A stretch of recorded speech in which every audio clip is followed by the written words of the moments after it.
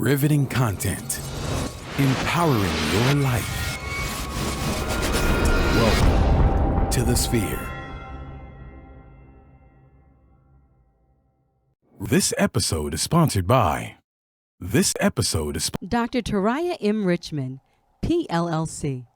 When it comes to your family's health and women's services, and you're looking for excellence in healthcare, look no further than your family medicine physician, Dr. Taraya M. Richmond, PLLC. Call Dr. Richmond today at 713-453-6962 to schedule your next appointment.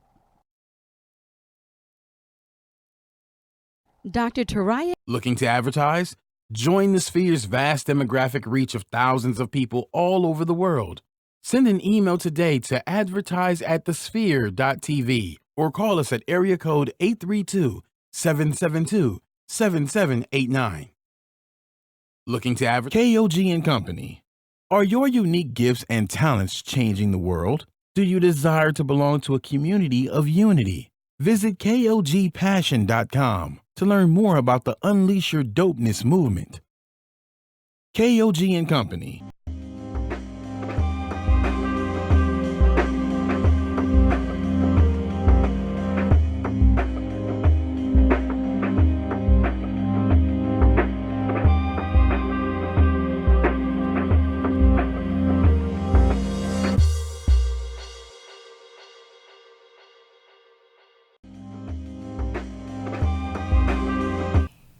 And welcome to Docs. I am Dr. Simone Ellis, and I am so excited to be here on this beautiful Good Friday. It is fabulous here in Houston. I think we got like 85 degrees, loving life, got our flip-flops on, and just excited to be here. Of course, you can find me on social media at Dr. Simone Ellis on Instagram or Simone Ellis on Facebook, and getting smiles right is my thing. So check me out at Smile Design Studios on Highway 6 in Missouri City, Texas. If you need your squirrel snatched, let me know. My co-host is not here today, but I have been blessed in the building with another amazing, amazing man in medicine, Dr. Uzo. How you doing today, love? Good. How are you? I'm wonderful. Your energy is contagious. I'm like really excited to be here. I appreciate that. We've been expecting him to be on the show for quite some time, so I'm excited. Thank you. I'm glad excited. To be here. Very glad to be here. Well, let's talk to you a little bit. Let's introduce the people so they get to know who you are. Absolutely. Tell me a little bit about yourself. First, let's give everybody your full name and where they could find you if they wanted to reach out to you on social media. Absolutely. So my full name is Uzo Osuagwu, but I go by Uzo. My social media, I really just use my Instagram. That's the main thing I use. So UZO_MD if you're into the Instagram. And then in terms of practice right now, I'm in fellowship, so I'm finishing up, and I'll be starting somewhere in August. Still kind of working out the details on that, so I haven't really fully landed anywhere yet. Are you think you're going to be still here in Texas, Houston? I'm going to be here in Houston. Yeah? Yeah, I'll be here in Houston, so I'm excited about getting that started and going. I'm excited for you. Yeah. So wait, first off, let's just give props to you because you are studying what? I did anesthesia residency, and I'm currently doing an interventional pain management. Do you guys fellowship. understand the level of intensity that it takes to be Man. an anesthesiologist and black man on that? So I am just thrilled to even be in your presence. Maybe some of your smarts will rub off on me. I'm not. Maybe a little bit. Like a little bit. Let me get a little juice. Let me get a little Uzo juice, right? So where are you from originally? Yeah, so I was born and raised in Tyler, Texas. Okay. Northeast Texas. But Uzo name, I don't know if that's coming from Tyler. Yeah, that's not a Tyler. It's not a Texas name. Both my parents are Nigerian. Okay, cool. Igbo, Yoruba. Igbo. What? Yeah, you know. I see you. And you know, you gotta have like you gotta know a little. Nigerian friends, That's right. Yeah. My cousin just married an Igbo woman. Oh, so nice. Yeah, Okay, I good. feel like I'm connected. Yeah, that's right. And that's where the energy now was I coming feel from. right. That's exactly what it was. Yeah. But so both my parents are Nigerian. They moved straight to Tyler like almost 40 years ago, which is crazy and awesome.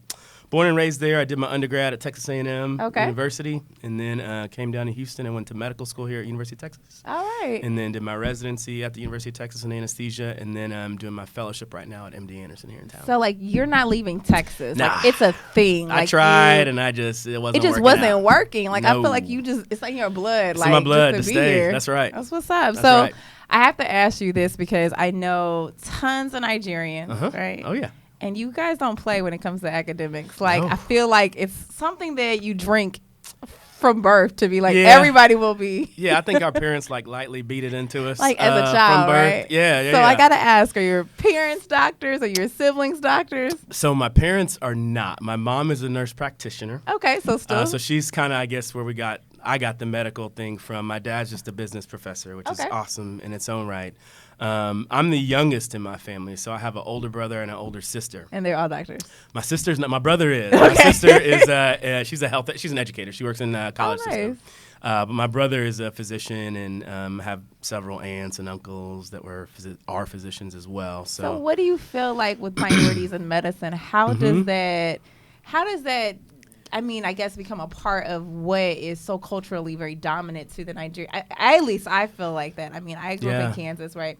So y'all not in Kansas that deep. It wasn't a whole lot of Nigerians there. So I didn't necessarily know that was something prominent until I went to college and I saw a lot of it. And I'm like, everybody in the family is winning?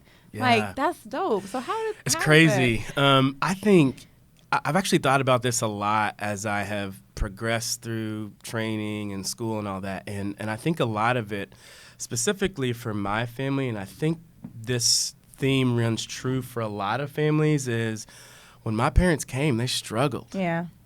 And when they looked at their counterparts who came from Nigeria or other parts of Africa and came to get settled here, those who had an easier transition were those who were in some sort of profession. Gotcha. Whether it was medicine or law or engineering, what have you. People that had professional degrees tended to have an easier time making that transition and acclimating. Right. So I know for my parents, it was like, listen, y'all aren't going to struggle the way we struggled. Gotcha. So if you are good at science and math, we're going to push you into the STEM fields so you can have an easier go than we did. So. And I love that. I mean, I'm not saying that any other cultures definitely are not doing the same, right? But I mean, I definitely feel like it's something that to be said. I know Nigerian men and women that are like kicking butt. I'm like, it's cool. Yeah, it is kind of neat. Cool. So, well, that's awesome. And so you got into anesthesiology, but we're going to talk a little bit more about why you did that. But of course, guys, today is National Doctors Day. That's right. And even for the fake doctors like me, the dentists, come on right? now. No. I like to play, right? But because every movie that you have is like a hangover. Like you're not a real doctor. You're not really a you're a dentist. You're like a fake doctor. Yeah. Shout out to all of us. But that's right. Let's talk a little bit about that because there's so many people I know that you know and I know that, you know, we really want to celebrate those wins. And is there anybody in your life that you're like, you know what, I really want to give a shout out because they made me aware and they pushed me even further to become the best clinician that I could be. Yeah, I think there are. I mean, I could really sit here for a long time and go through the list, right? List of people who've had a significant influence on me. I think like going back really far, actually my pediatrician when I was a kid, like really, I had two that were very instrumental. One was, her name was Dr. Ellen Melton. I don't think she's still practicing anymore. But she was an African-American lady who was just an amazing pediatrician. She took care of myself, my brother, and my sister. And then I grew up with relatively severe asthma and still carry my inhaler everywhere. What? But you just be puffing oh yeah, like get a little puff here and there. But I had really bad asthma as a kid, and so I had a pulmonologist that every time I went to him, and I was there every month and did the allergy testing and shots and all that. And he played a significant role too in terms of, I don't even think I realized it at that age, but kind of showing me what a physician should look like in terms of how your bedside manner, taking care of patients, stuff like that. And then more tangibly, I mean, my brother and other family members I've had that have sort of directly shown me that, hey, they can do it, I can do it, and get through it too. So shout out to all those people. I know, right? I mean, you got to give them the props today. I feel like today is definitely a great day to highlight doctors, but sometimes the people that have made us that way are on that path is important. For me, it was definitely, if you know me or you've been on my website, you'll see my story that I got into dentistry when I was 7. Oh, and it was so cool. This week I did a career day in 2nd grade, and I'm like, this was the age that I decided. Oh, I saw your little thing on Instagram. I like it. Yeah. This was the age that I actually decided to do, dentistry. And I'm like, so I've got to make sure that whatever I'm saying to these kiddos are like making sure they can, resonate with that, because I could change the course of someone's life. And it was the general dentist that my dad was going to get a tooth pulled, and he just let me come over and watch him do this procedure. And I was like, this is dope. I'm going to do this. So, hey, Kwanzaa, this is also happy Doctor Day to you too as well. We got some people that have joined in. Baron Murphy, hey guys. And thank you guys so much for tuning in. We really appreciate that. What's but up, everybody? Shout out to all the docs today. I think that this is definitely your day, and we want to make sure everybody gets highlights. So now we're getting into this black man in anesthesiology. I mean, clearly, there's just not a lot. Like, let's talk about it. Not a whole lot. I mean, that's like one of the top specialties, period, at least from my understanding. Yeah, right? it's I really feel fortunate to get into it when I did, because I feel like now it becomes more and more competitive to get into, and I've been blessed with some mentors, African American men who were strong physicians and strong leaders and mentors to me that sort of helped me get to that point where I am. So I've been very lucky. Very lucky to be here. So, well, we're going to talk about why you chose that one, because I mean, you get a chance to see all the different specialties when you're in residency, but I love for people to find out why you chose that, and then get into a little bit more about the interventional pain management. Absolutely. But we want to, of course, highlight some of our sponsors. And so today we want to talk about Dr. Taraya Richmond. Happy Doc Day, Dr.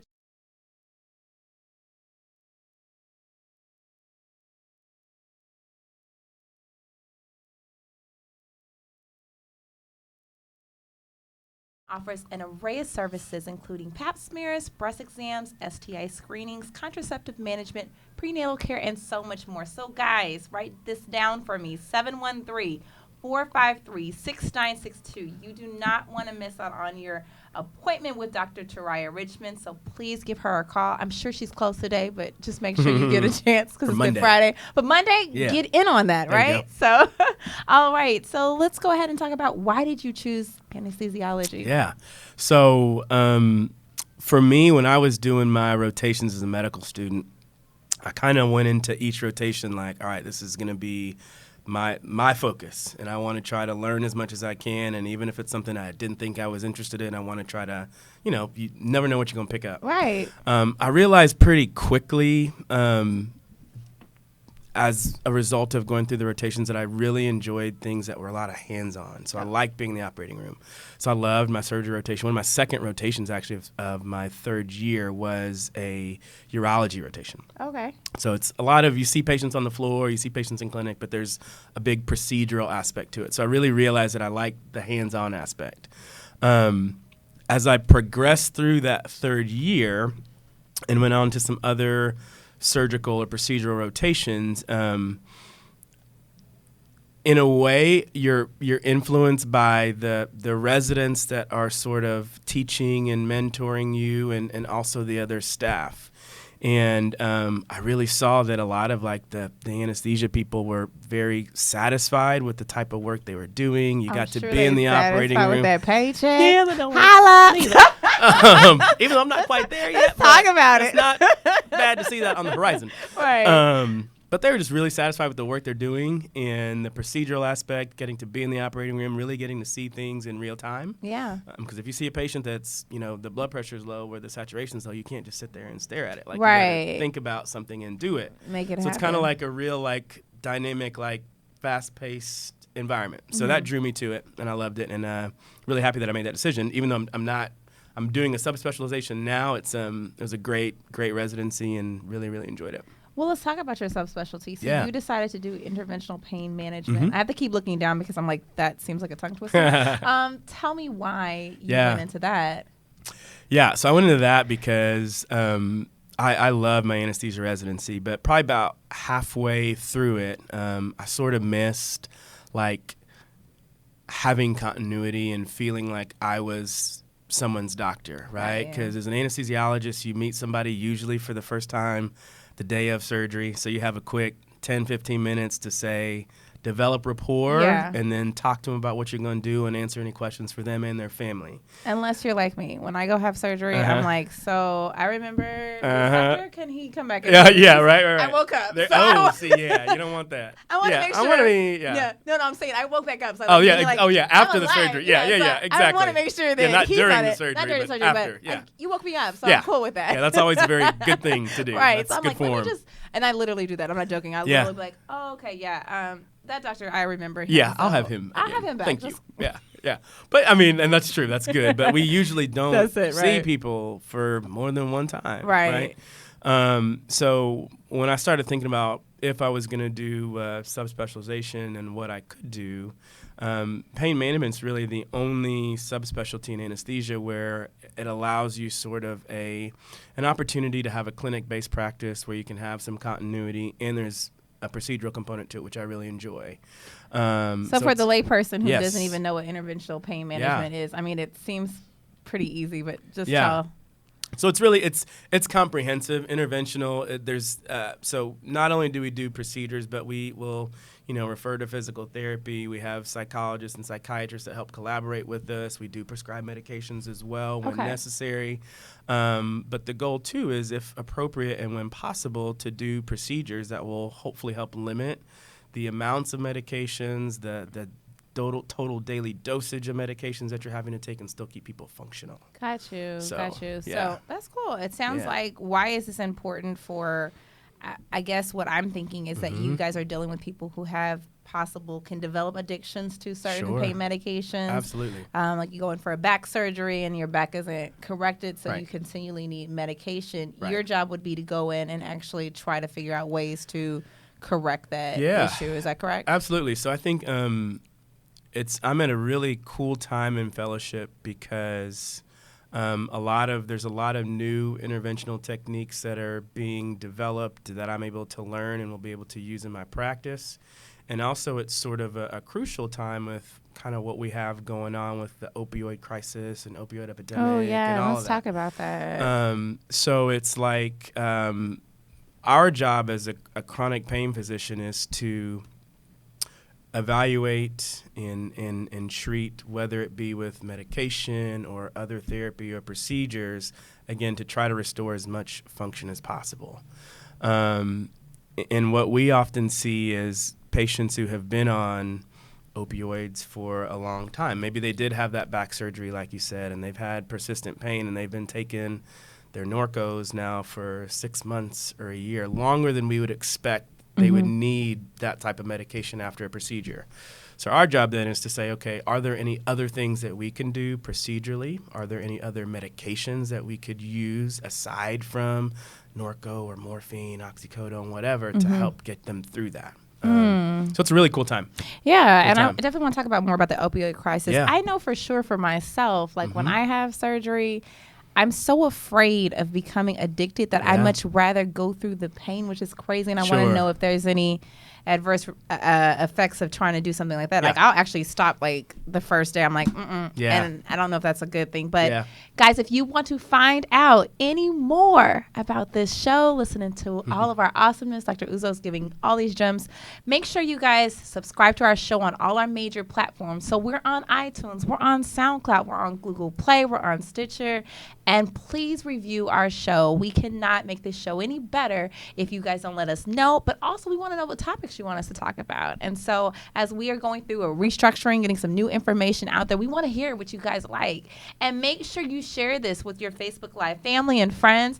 Share the entire show. We have so many things here at the Sphere, not only docs, but we have several different shows, the law show, intermission. It's just great over here. So we want to make sure you guys are sharing these shows so we can continue to grow over here at the Sphere. And then last but not least, guys, we need your coins. And the reason why we need your coins is because we want to continue to grow and bring enrich and inspiring content. So if you feel like donating to something that is so much bigger than either one of us, please make sure you go over to www.thesphere.tv/donate to make sure that we can continue to bring you guys enrich and inspiring content. So please follow us on over to iTunes. That's my podcast platform. I don't know where you're on, but you don't listen to podcasts? I guess we're about to start. All right, guys. I'm about to subscribe. See y'all later.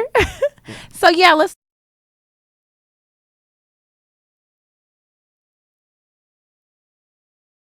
I don't watch the news. Yeah. And so I don't always know what's going on or what these big Sure. deals are, but tell us a little bit about that. Yeah. So we've kind of gotten ourselves into this situation where I was looking at some of the statistics the other day where I think it's something like 100 or 120 people die daily due to opioid-related deaths. Wow. And a lot of this, in terms of how we got to where we are today, sort of goes back to like the mid to late 90s and early 2000s when a lot of these like pill mills sort of sprung up.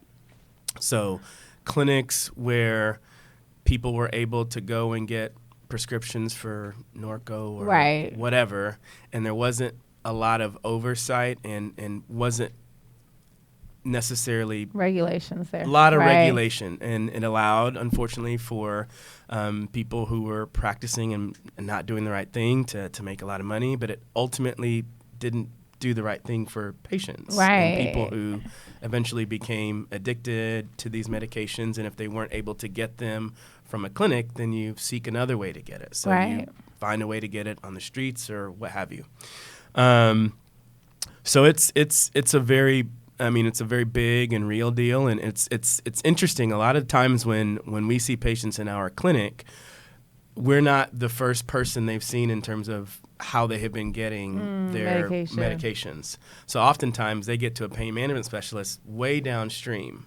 So maybe they've been on these medications again for 6 months or a year, sometimes a lot longer. And especially with a lot of changes in the scheduling of some of the medications, specifically like Norco. So hydrocodone used to be a different schedule to where you didn't have to have a special prescription to write it. It wasn't a big deal. With the changing of the scheduling, a lot of physicians were like, well, you know what, I can't write this anymore because I don't have that special prescription, so now you'll need to see a pain management specialist or any other provider who will be willing to write that for you. So in some degree, that's when we were brought into the picture. And again, our job is if the medications are necessary, they're necessary. And there are some indications where, for instance, you were talking about having surgery. Like if you have surgery, it's okay to take a little bit of hydrocodone. Yeah, but you almost freak out. Like you're like, I mean, for me, and I don't know, I have an addictive personality. Like when I'm watching, if I do watch TV show, like I have to just sit and watch the whole thing. So I'm like, maybe that'll translate into drugs. I don't want to be a drug addict. No, I understand. That's how my mind goes. I'm like, nah, I'm gonna do that. So I've had several endo surgeries, and in them, I was like, I'm gonna just have to grit and bear this. And so I don't know if that's. Let me ask this: how long is too long? That maybe is the better question. Like, how long is it too long to be on the medications? Because maybe you have someone like me who's like, let me stay away, and then you have the person that's like, I'm gonna be on this until forever. So what's a good barometer? I think it really depends on the type of procedure you're having. Okay. Right. So if you're having a big belly surgery, or you break your leg and you have you getting snatched for the guys with all these like plastic surgery. Right. What am I doing when I'm getting like my guts snatched, my butt lifted? Like when you're getting all that stuff done, right? Do I need drugs? That looks crazy. Exactly. Or I mean, even for a lot of the procedures that you all do, like the oral surgery procedures, those are painful procedures, right? So I get back in quickly. I'm looking because I don't want you to call me this weekend. But like I don't give it like out like that. But I'm just like, you're right. It's a big deal. Absolutely. So I think the way I would answer that question is, and kind of the way that we approach it as pain specialists is, depending on the type of procedure you're having, we would expect that for instance, let's say you have a wisdom tooth extraction. Okay. Right. Again, the thing about pain too is it's so subjective. Right. Like everybody handles it differently. Everybody experiences it a little bit differently. Yeah. So it's very difficult to say, okay, after wisdom teeth, you should typically have pain for about 2 weeks. So we'll give you a 2-week course of Norco, and after that you should be good. I know with my wisdom teeth, I had dry sockets. I had the whole deal. What? Yeah. So you was like, please help me. Whatever y'all got, I'll take. Help me. Right? So it was not a very pleasant experience for me. Right. So typically, in terms of crossing over the threshold from acute pain, which is you have a surgery or you sprain your ankle, crossing over into chronic pain, we say is typically 2 to 3 months. Okay. Right? So if you're still requiring a high dose or even escalating doses of a medication and you had a surgery maybe 3 weeks, a month, 6 weeks, 8 weeks, that's when we need to start saying, okay, we need to figure out, one, to make sure there's nothing else going on. Right. And two, to see, are there other medications or other things that we can do aside from giving you a newer prescription or a stronger prescription for something else? That makes sense. Yeah. So, well, guys, this portion of the show is sponsored by The Sphere. Are you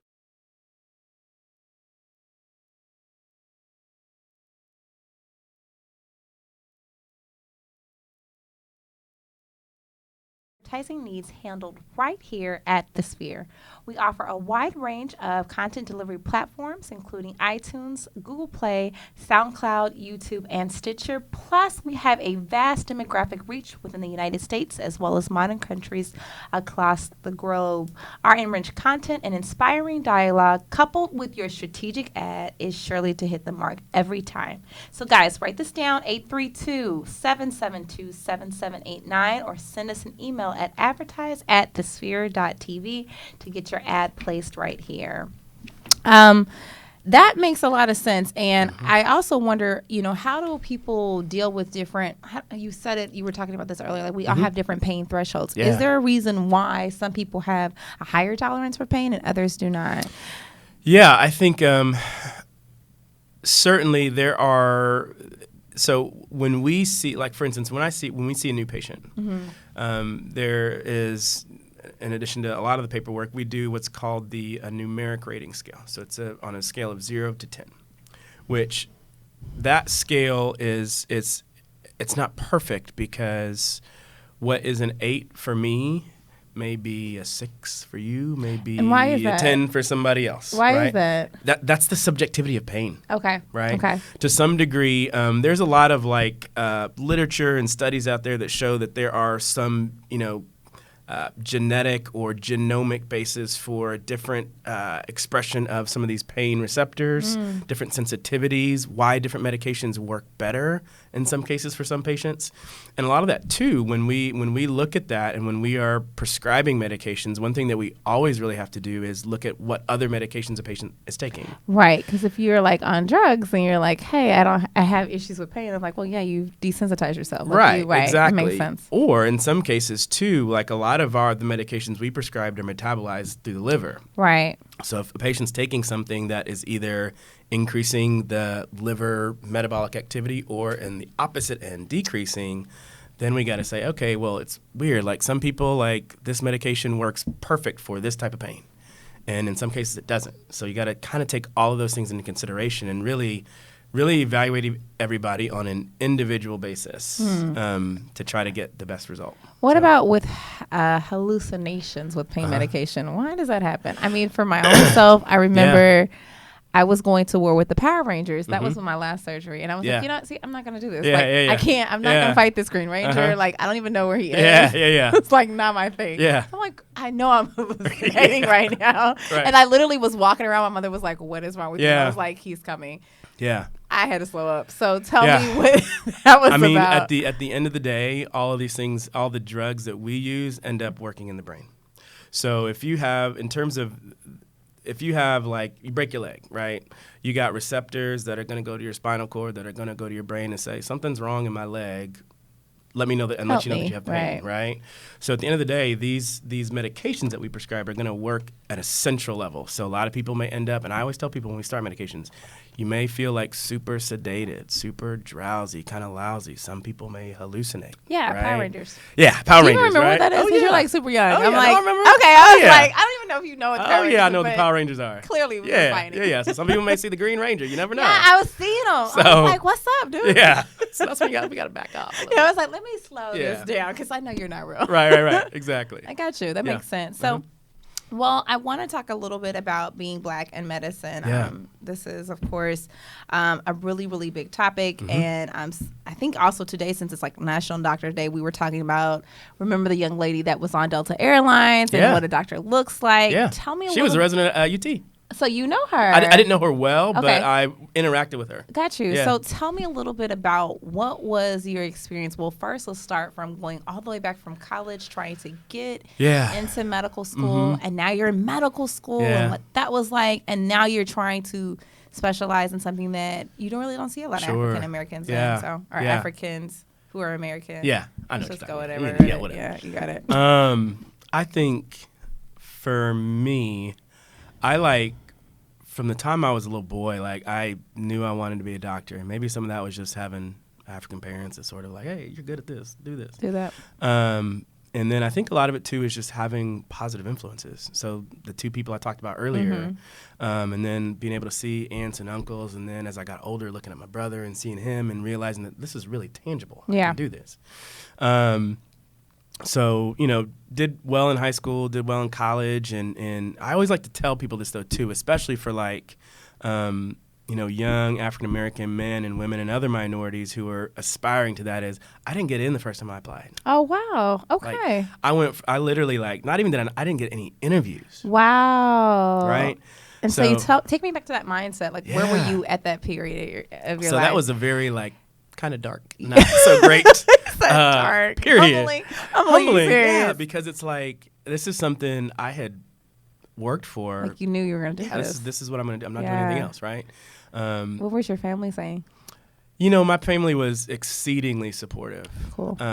Which has been a recurring theme, really, for me and everything I've done, which has been such a blessing. But in a weird way, so it's I knew what it was. So I had a decent GPA. I had some good extracurriculars. I just did not do well in the MCAT. Okay. So I knew for me, I was like, listen, you got to figure something out and retake this test and do better. Otherwise, this may not happen. But in a weird way, and maybe it's just because I had such good cheerleaders in my family and friends and mentors, I never really doubted that it would happen. It was just a matter of when, right? So I kind of reassessed how I was studying and restudied and retook the exam and did better. And went from a previous year of not getting any interviews to the following year, I got into everywhere I applied. Wow. And early, which is Talk crazy. about a glow up. Yeah, right. And that's not to toot my own horn. That's no, it's perspective. It's perspective. Yeah, You know what I mean? you never lost sight of what you were supposed to do. Absolutely. And you went after it. Yeah. So what did you do during that year? I mean, because for me, that would have been probably a very difficult year because you're kind of just sitting here, your friends that were applying, they already went. Everybody got in talking about I'm going to this school and this. And so it was certainly a humbling year, that final year of college. And I was still excited for all those people too, because again, I just really felt like this wasn't my time right now. Gotcha. My time will come. In terms of what I did for that year, so that spring semester, my senior year, knowing that I wasn't going to get it, I was like, all right, I need to be at a medical school. I need to be in a lab. I need to be washing somebody's glassware or something. Just be there, right? While I was restudying for the MCAT and all that. Because the other thing I wanted to do was get some more research experience to kind of beef up my resume a little bit and make my application maybe stand out a little bit more. And so two of my best friends from college ended up getting into med school here in Houston at UT. And I had moved back home, my mom and dad. I was like, man, I'm moving back with the mom humblest and dad. of humble, right? The humblest of humblest. I mean, and they were like, listen, we got a 3-bedroom apartment. We need an extra roommate. Come down here. We'll introduce you to some of our professors. Maybe somebody will have something that you could do. I was like, all right, cool. I'll come down. So I came down one week. And who's paying for this room, by the way? Is this your family we're going to support So I hadn't moved yet. Okay, gotcha. So this was, my mom and dad were not going to let me leave. Yeah, I was going to say, no, you need to have something because we're not going to be bankrolling this without a job. So we just roll it like that? Nope. Nice, mom and dad. I wish. So I came down to Houston, and they literally took me door to door to their literally knocking on doors, hey, this is our friend. He's just graduated with us from A&M, and he's wanting to apply to medical school, but he's looking for a research position for the year if you guys have anything to do. And, most people were like, that's great, but I don't really have anything. Yeah. So, but one of the guys was like, yeah, I may have something. He's like, send me your resume. And I had my folder, my CV. You were like, here you go. I got it. Right here. Here you go. Look at it. On deck. And so he looked at it. He's like, all right, I'll call you or email you later. And so we did it a few more times, a few more people. And then I ended up going back home and not thinking anything of it. And in the meantime, I had gotten a job at a doctor's office back home.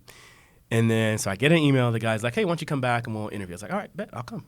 So I went back the following week, and we interviewed, and he offered me a job on the spot. Oh, wow. And here's what's so crazy about that. And I really even more see a lot of, like blessing and, like, the Lord in that, if I can say that. But so I went and interviewed on a Wednesday. He offered me the job on that day. And then, sent me all the stuff, the paperwork, the HR stuff I needed to fill out, got all that done. And then on Friday, Hurricane Ike happened. Wow. And the entire UT system went on a hiring freeze. So I'm, freaking out, okay, well, I thought I had a job. I'm not getting this job. It was cool. I tried. And he emails me, don't worry, all your stuff went through. We'll see you when all this stuff blows over. I'm like, are you kidding me? Wow. Well, Yeah. I mean, one of my favorite verses is faith without works is dead. Right. So you put in that work. Yeah. You were like, I got faith, this is going to happen, but I put in that work. Right. And it happened. itself. Yeah. Man, Doc, that's awesome. Yeah, it was so cool. So I spent that year doing research on Parkinson's disease and interviewing, and eventually got in, which was cool. And now here I am. So I don't know if you're familiar with Pulse of Perseverance. Yes. Yes. Really cool guys. Yeah. We had them on. I love what they're doing. I mean, isn't it awesome? And Amazing. so, I get into Dr. Max, and two of those, actually all three of them, went to Xavier. I just remember one of them because he's closer in my age than the other two. Gotcha. And had them on, and great show. But they talk about what they do to inspire the people that did not get that opportunity and how they keep moving forward. And you said something, one of the doctors who's a cardio, I think thoracic surgeon, he did not get into his specialty as well. And he had to do a post-bac and or he didn't even get in med school or something like that. And they kept telling him he wouldn't, and he overcame those odds. Yeah. What is your advice to someone who may be listening to this show that's I'm getting discouraged. I don't know if this is what I'm supposed to be doing, because you had it clearly inside you that this was going to happen. Yeah. For the person that doesn't. Yeah. I think the biggest piece of advice I would give is seek out the counsel of somebody who's in a position to maybe tell you why you didn't get that opportunity. And I always tell, for me, I emailed every admissions coordinator, every school, hey, what can I do for the next, I was already planning, I'm going to apply next year. Don't worry, y'all see me again. Right. But what can I do for next year to strengthen my application? I know my MCAT's not good. I'll retake that and hopefully do better. What else can I do? So that's my biggest piece of advice, is just reach out to the people who are in a position to change things the next time. And did you get a lot of responses? Yeah, I did. Some people, I didn't. I got a lot of generic. Oh well, hopefully if you do this, then we'll do that. But I got a lot of hey, you need to. Your MCAT's terrible. You need to improve that. Right. If you could get some research experience, that would help too. So the really, fact that you actually even did that, though, I think that's where people miss the mark. You have to be proactive. You can't just sit here on our laurels and be like, okay, well, oh my God, what was me? You actually were okay, no, it didn't happen. Right. Let me reach out to these people that could make it happen. Right. And change my course. Right. And it's okay to be upset and sad. That's a normal reaction. But I think when you're in that place, it's you can either continue to stay there or say, okay, all right, this didn't work out the way I wanted to. What can I do to make things different next time? Love it. So that's my biggest thing, is just reach out to people who can change things. And then once you identify that, try to make those things that were weak stronger, and the strengths, just make those, keep them as is. I feel he has a book coming out. You guys just wait, 2020 got it going. So, this portion of the show, I actually wore this today. Boom. Because I wanted to make sure. I always say I'm going to do it, and I don't. But KG, got your shirt on. But this part of the show is sponsored by KOG and Company.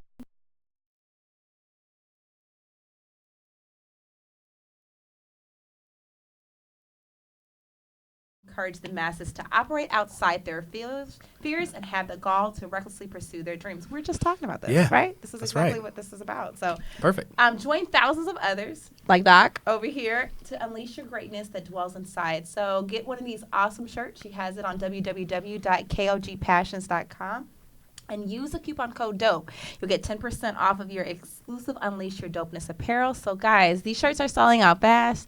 Clearly, I have one on because I believe in all of this. I needed some dopeness this week. And I was like, you know what? I got it. I got my shirt. Yes. I'm ready to go. So, well, is there anything else that you feel like, you wanted to also talk about with dealing with the adversity that you may experience? I don't know if now at this level where you are, do you see people who look at you and are like, are you supposed to be here? Oh, yeah. I mean, I noticed the hair, which is, it's so funny. When I went to school at the pre-med department, Dr. Carmichael, who is ingenious of what he's done at Xavier, now he's gone, and Quavadas is now running the program. But, we're number one for placing minorities into medical and dental school. So we just don't play, right? Yeah. Like it's a serious thing. And he would come in and tell everybody, you need to cut your hair, cut your dreads. Like he was like, because they don't understand this look. And this is a white old man in crutches, but he was like, they do not understand you. Yeah. They will fear you. They will feel some kind of way about that. So tell me a little bit about how is it now? Yeah, it's really interesting that you bring that up because when I was applying for fellowship and interviewing, I had started to grow my hair out probably halfway through residency. And when I was applying for fellowship, I was like, maybe I should cut my hair. And I had a really long beard, too. I cut the beard because, that might be too much. But I was like, maybe I should cut my... Yeah, I don't want to do all that. I really want to get a job, so let me play a little nice. Right. But I was like, maybe I should cut my hair. And then I sat and thought about it, and I was like, you know what? I hope that my resume and... hopefully I got some good letters of recommendation, and if I get the opportunity to go meet people in person, I hope that all speaks so much more loudly than my haircut. And if somebody is willing to make a judgment on me because of my haircut and ignore everything else, then maybe it's not a place I need to be. Do you feel like we sometimes put those things in our own mind, but they're not really there? And what I mean by that is that do you feel like we are taught not to embrace some of the things that we just want to naturally do? Sure. Is that really true? Do you think that people really will judge your hair over your application? I think we do place a little bit of it on ourselves. And I mean, I've never personally felt that I was overlooked for something that I thought that I deserved or a position that I felt like I deserved because of my appearance. I'm not saying that doesn't happen. But for me, I've always been of the mindset that hopefully my work will speak for itself. And the way I take care of people and my ability and desire to work hard and do whatever it takes to get things moving for our patients and our team and our department. And I would hope that my haircut wouldn't make somebody think differently of me. Have you had any negative interactions with patients about it? Not about my haircut, but about just your color, my blackness. Yeah, that's real. Yeah. And not like in a real overt way per se. For me, my brother has, for sure in the past, my brother did residency when I was in medical school, so it was cool for me. What is he? He's an internal medicine. Okay. So it's good for me because I got to kind of directly see where I'd be going. But, I mean, I've been mistaken for everything but a doctor. Of course. Transporter, cafeteria, everything. And how does that make you feel? At first, it made me feel... I would take it a little personal, and never so personal where I wouldn't still want to do my best for whoever it was that I was taking care of. Now, really, it makes me sad for the other person, because I know that no matter what my hair looks like and what the perceptions of me may be, I got here because I worked hard and your shit. Yeah, right. And I had a lot of people that supported me, so it's not that I just did this and this is all me, but I earned the position that I'm in. So if somebody mistakes me for a somebody who works in a cafeteria. Not that there's anything wrong with that, but that's just not what I do, right? That's not your ministry. Yeah, so I feel worse for the other people. You know, it's so funny because I used to, my friends would say, because of course when we wear scrubs and they're like, oh, she's a dental. I'll tell you I'm a dentist, and they're like, no, you're a dental assistant. I'm like, yeah, that's fine. If I literally said that I'm a dentist and you chose that, I'm completely fine with it. And it never bothered me.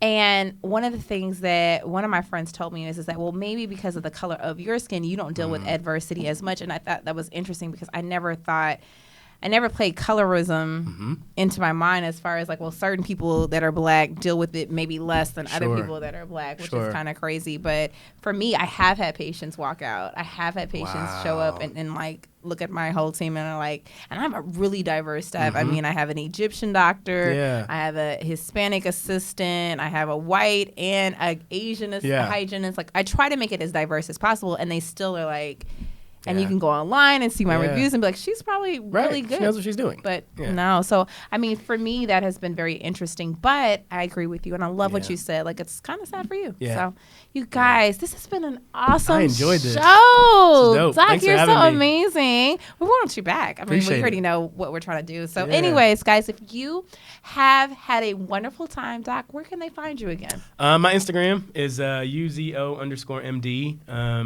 I'm on Facebook, Uzo, and then my last name, Osuagwu, Osuagwu. And that's it. Awesome. Well, guys, of course, you can find me at Dr. Simone Ellis on Instagram, Simone Ellis on Facebook, or Smile Design Studios. That's where my office is. We get your teeth snatched and grilled. Fabulous. That's right. We're doing all these amazing things there. And Chandra, Dr. Batiste, of course, you can find her on hotdoc.com, on Instagram, or on Chandra Batiste on Facebook.